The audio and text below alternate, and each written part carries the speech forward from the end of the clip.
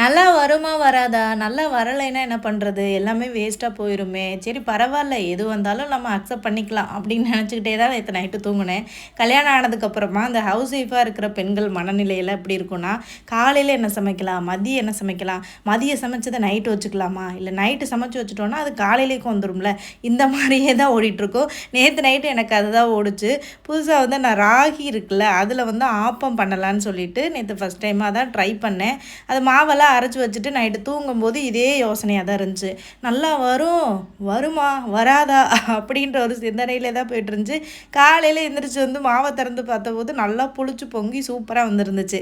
மாவை பார்த்தோன்னயே ஒரு கான்ஃபிடென்ட் வந்துருச்சு. இது சூப்பரா வரும்பா அப்படின்னு தோணிட்டே தான் நான் ஆப்பம் வந்து ஊத்துனேன். பாருங்களேன் சூப்பரா வந்திருக்குல்ல. அரிசி எதுவுமே சேர்க்கல. ராகி, அதுக்கப்புறம் கொஞ்சமா உளுந்து சேர்த்தேன். வெந்தயம், தேங்காய், அப்புறம் பழைய கொஞ்சம் சோறு மதியம் ஆகுன சோறு இருந்துச்சா அது கொஞ்சம் போட்டு அப்படியே அரைச்சு மூடி வச்சுருந்தேன். பட் காலையில் சூப்பராக வந்துருந்துச்சுங்க. நம்ம பண்ண ஒரு விஷயம் நல்லா பர்ஃபெக்டாக வந்துச்சுன்னு வைங்களேன், அது அப்படியே ஒரு சந்தோஷமாக இருக்கும் பார்த்தீங்களா? அப்படி தான் இருந்துச்சு.